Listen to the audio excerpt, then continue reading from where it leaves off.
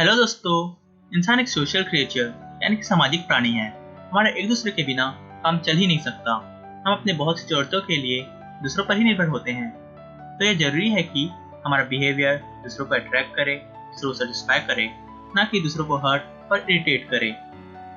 तो लोगों से व्यवहार करते समय हमें किन बातों का ध्यान रखना चाहिए? क्या कुछ ऐसे प्रिंसिपल्स हैं जिन्हें फॉलो किया जाना चाहिए जिससे हमारा व्यवहार बेहतर हो दूसरों के साथ? तो आइए जानते हैं अपने इन सवालों के जवाब, जिसके बारे में बहुत ही प्रसिद्ध लेखक डेल कार्नेगी ने अपनी book how to win friends and influence people के पार्ट 1 में विस्तार से चर्चा की है। तो चलिए स्टार्ट करते हैं। आज हम ऑथर के द्वारा इस बुक में बताए गए 3 प्रिंसिपल की बात करेंगे, जिसमें पहला है बुराई मत करो, निंदा मत करो। ऑथर कहते हैं कि 100 में से 99 लोग अपने आप को दोष नहीं देते, चाहे वो कितने भी गलत हों, परंतु वे अपनी आलोचना नहीं करते, अपनी गलती नहीं मानते। किसी की आलोचना करने से कोई फायदा नहीं होता, क्योंकि इससे सामने वाला व्यक्ति अपना बचाव करने लगता है, बहाने बनाने लगता है या तर्क देने लगता है, और ये आलोचना हमारे पास लौटकर वापस आ जाती है। आलोचना बहुत खतरनाक भी है, क्योंकि इससे उस आदमी का बहुमूल्य आत्मसम्मान आहत होता है, उसके दिल को ठेस पहुंचता है, वह आपके प्रति दुर्भावना रखने लगता है। इसलिए कई कंपनीज के सुपरवाइजर्स, ऑफिसर्स अपने नीचे एम्प्लॉयज की गलतियों पर उनकी आलोचना नहीं करते, जबकि उन्हें यह कहकर आश्वासन देते हैं कि जब वे भी उनके पोजीशन में थे तो उनसे भी यही गलतियां होती थी, और उन्हें इस गलती को सुधारने में उनकी मदद करते हैं। ऑथर कहते हैं कि लोगों के साथ व्यवहार करते समय हमें यह ध्यान रखना चाहिए कि हम तार्किक अर्थात लॉजिकल लोगों से नहीं, बल्कि इमोशनल अर्थात भावनात्मक लोगों के साथ व्यवहार कर रहे हैं, जिनमें कमियां भी हैं, गर्व भी है और अहंकार भी।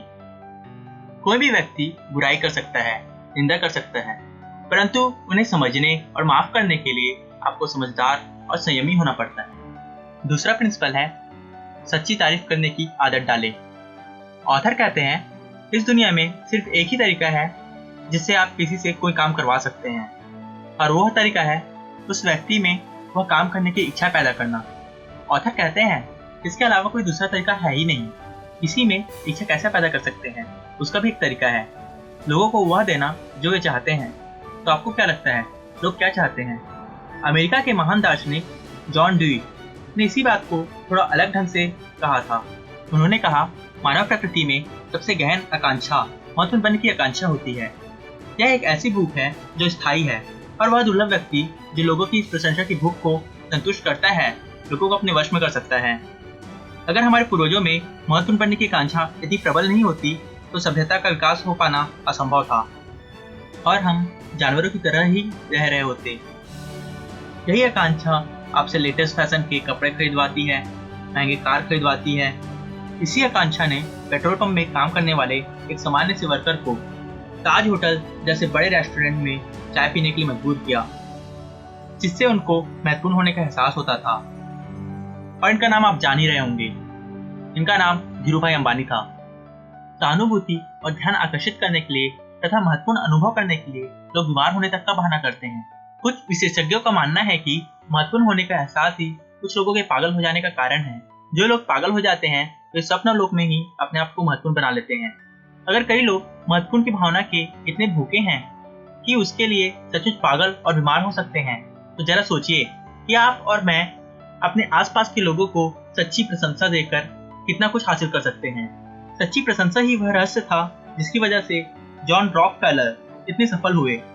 फॉर एग्जाम्पल, जब उनके पार्टनर एडवर्ड टी बेडफोर्ड की वजह से एक फर्म में उन्हें 40% का नुकसान हुआ, तो उन्होंने उनकी आलोचना नहीं की, क्योंकि रॉकफेलर जानते थे कि एडवर्ड ने अपनी पूरी कोशिश की थी और नुकसान भी हो ही चुका था। तो उन्होंने एडवर्ड को यह कहकर तारीफ की, बधाई हो, आपने 60% रकम डूबने से बचा ली।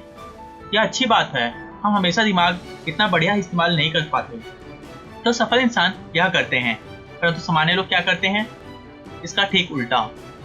अगर कोई बात उन्हें पसंद नहीं आती तो वे अपने एम्प्लॉयज, सहयोगियों, दोस्तों और परिवार पर अपनी भड़ास निकाल देते हैं, और अगर उन्हें कोई बात अच्छी लगती है तो कुछ नहीं कहते। कई दर्शक इन शब्दों को सुनते हुए सोच रहे होंगे, अच्छा चापलूसी, मक्खन पॉलिश। लेखक कहते हैं कि मैंने इसका इस्तेमाल करके देखा है, यह समझदार लोगों के सामने काम नहीं आती। तो प्रशंसा और चापलूसी में फर्क क्या है? एक सच्ची होती है, दूसरी झूठी। एक दिल से निकलती है, दूसरी दांतों से। एक निस्वार्थ होती है और दूसरी स्वार्थपूर्ण। जब हम किसी निश्चित समस्या के बारे में सोच नहीं रहे होते हैं तो खाली समय 95% वक्त हम खुद के बारे में सोच रहे होते हैं। अगर हम खुद के बारे में सोचना थोड़ा कम करें और लोगों की अच्छाई के बारे में सोचें तो हमें चापलूसी करने की जरूरत ही नहीं पड़ेगी।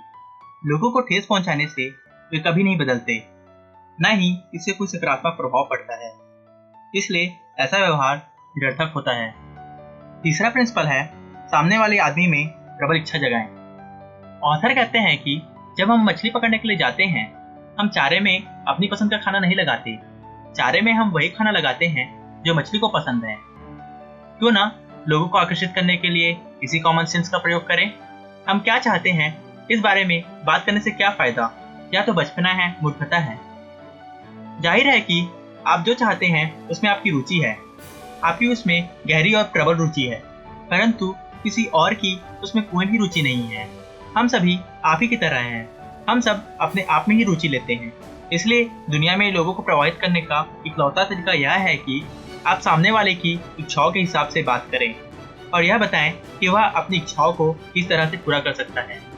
फॉर एग्जाम्पल, न्यूयॉर्क के एक बैंक में काम करने वाली एक महिला जो कि अपने बच्चे के स्वास्थ्य के कारण फिनिक्स में शिफ्ट हो रही थी, उन्होंने इसी सिद्धांत का प्रयोग करते हुए फिनिक्स के 12 बैंकों को एक पत्र लिखा, जिसमें उन्होंने बताया कि बैंक में काम करने के उसके 10 वर्षों का अनुभव उनके किस तरह से काम आ सकता है। साथ ही उन्होंने क्रेडिट, लोन, टेलर जैसे कामों की अपनी दक्षता के बारे में बताया।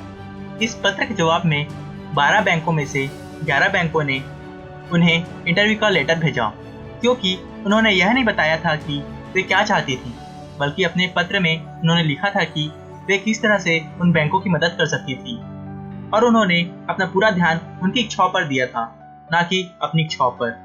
मानवीय संबंधों की कला के बारे में हेनरी फोर्ड ने बड़ी सुंदर सलाह दी है।